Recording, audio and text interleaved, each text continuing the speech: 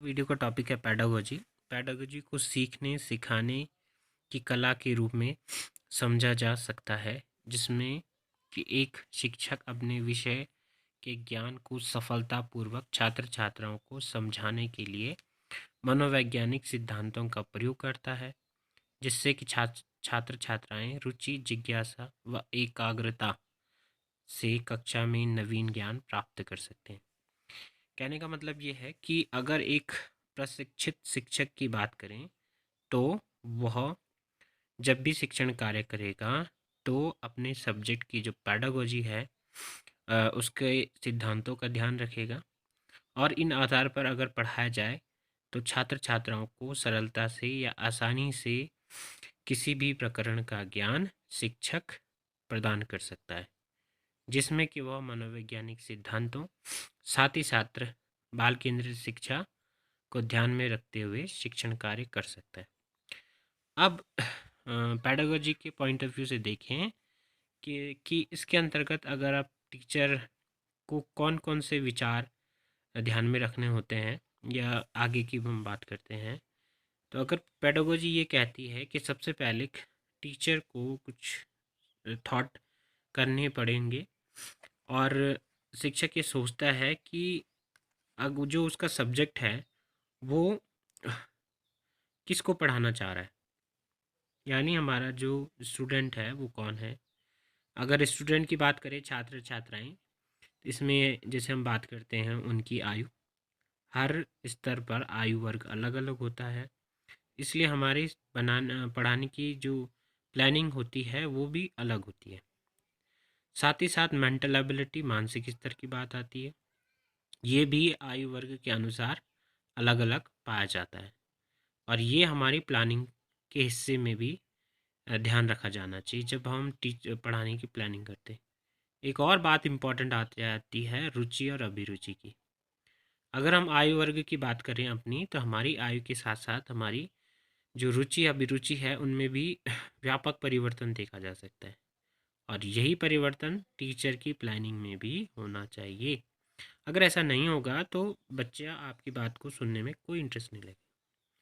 उसके बाद बात आती है कि छात्र या छात्रा के लिए पढ़ाए जाने वाले प्रकरण की क्या उपयोगिता है, यानी जो भी हम पढ़ा रहे हैं बच्चे को अगर ये लगता है कि ये मेरे लिए उपयोगी है तो वो उससे पढ़ने में रुचि लेगा, अदरवाइज नहीं। जैसे कि प्री प्राइमरी जो क्लासेस होती हैं उनमें अधिकतर कंटेंट कैसे होते हैं, घर की चीज़ों के बारे में बताया जाता है, mother father, garden, flower, vegetable, fruits, ये सब चीज़ें होती हैं। या फिर हमारे घर में आने वाली दैनिक जीवन में उपयोगी चीज़ों के ही बारे में हम उन्हें राइम के थ्रू पढ़ाते हैं, ये उनके लिए उपयोगी है, स्टार्टिंग नॉलेज है। अगर हम बात करते हैं ऊपर प्राइमरी में, जूनियर में या हायर एजुकेशन में, हमारी उपयोगिता चेंज हो जाती है।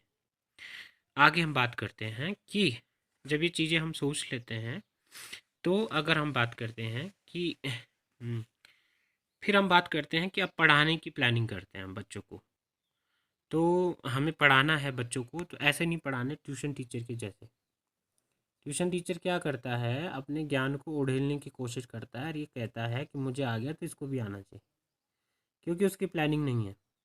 पर एक ट्रेन टीचर की हमेशा प्लानिंग होती है, जैसे कि योजना बनती है विषय के शिक्षण के सामान्य उद्देश्य। हर विषय को पढ़ाने के हमारे उद्देश्य है, जैसे कि ज्योग्राफी है तो ज्योग्राफी हमारे भौगोलिक कौशलों का विकास करती है, मैथ्स हमारी आंकिक क्षमता का विकास करती है, ऐसी भाषा हमारे भाषागत विशेषताओं पर ध्यान देती है।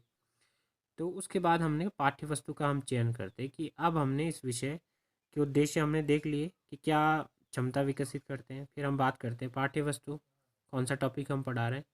उसके बाद भी ये आता है कि जो पाठ्य वस्तु हमने चुनी है उसका ऑब्जेक्टिव क्या है। ठीक है, तो ये हम बात करते हैं, जैसे हम जल चक्र पढ़ा रहे हैं तो जल चक्र पढ़ाते समय हम बात करते हैं कि जो वाटर रिसोर्सेज हैं उसका डिक्शनरी उसके माइंड में जाए, साथ ही साथ उसका जो एप्लीकेशन है हमारे रियल लाइफ में उसको भी वो जाने।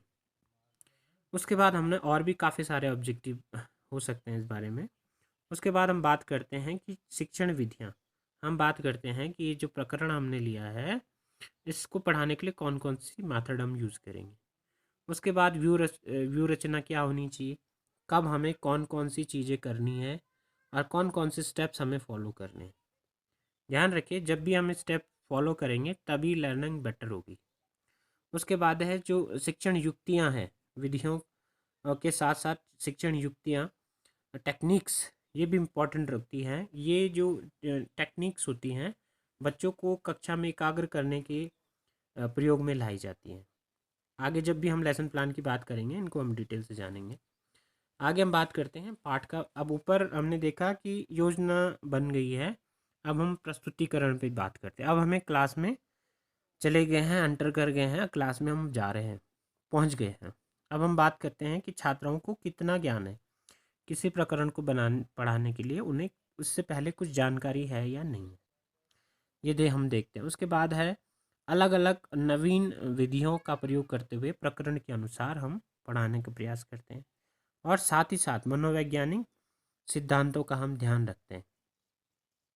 तो इस आधार पर हम पढ़ाने की कोशिश करेंगे। विधियों में हमने कहा डूइंग बाय लर्निंग, करके सीखने की हम बात करते हैं। एक्टिविटी पे हम बात करते हैं, क्वेश्चन आंसर है, एक्सप्लेनेशन है, डेमोस्ट्रेशन है।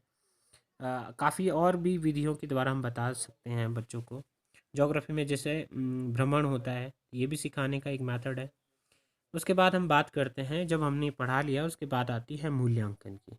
जब तक मूल्यांकन की जो प्रोसेस है ये सही नहीं होगी तो हमें पता ही नहीं चलेगा हमारे टीचिंग की जो सक्सेसफुल है, कितनी सक्सेसफुल है। तो मूल्यांकन प्रकरण के अनुसार मूल्यांकन की उचित विधियों के द्वारा छात्र छात्राओं को प्राप्त नवीन ज्ञान की जानकारी प्राप्त करना। मूल्यांकन अगर हम ज्योग्राफी में हम प्रैक्टिकल कर रहे हैं तो हमारा वहाँ पे असेसमेंट अलग होगा। अगर हम ज्योग्राफी ऑफ थॉट पढ़ा रहे हैं तो हमारा असेसमेंट थोड़ा चेंज हो गया। तो इस प्रकार से हम देखते हैं पेडागोजी में कि एक शिक्षक मनोवैज्ञानिक सिद्धांतों और साथ ही साथ जो प्रीवियस एक्सपीरियंसेस हमने टीचिंग में हमने लिए हैं उनका उपयोग करते हुए हम छात्र छात्राओं को उचित नवीन ज्ञान, कला, कौशल को हम आसानी से समझा सकते हैं, पढ़ा सकते हैं। तो ये हमारा पेडागोजी पे टॉपिक था। आगे हम ज्योग्राफी में इसे इम्प्लीमेंट करने के लिए हम आगे बात करेंगे। तो इसी चीज़ों का, ये तो पेडागोजी मैंने बताया था। अब इसी में ही ज्योग्राफी अगर हम इसे पुटअप करते हैं तो आगे एक और वीडियो हम बनाएंगे इसमें कि ज्योग्राफी कैसे इसमें पुटअप हो रही है। और इसमें हम ये ध्यान रखेंगे कि जब हम ज्योग्राफी पे पढ़ा रहे हैं तो कौन से जो स्किल्स हैं, नॉलेज है, वो डेवलप हो रहा है और हमारे जीवन में इसका इस्तेमाल क्या है। तो ठीक है, थैंक यू, हैप्पी लर्निंग।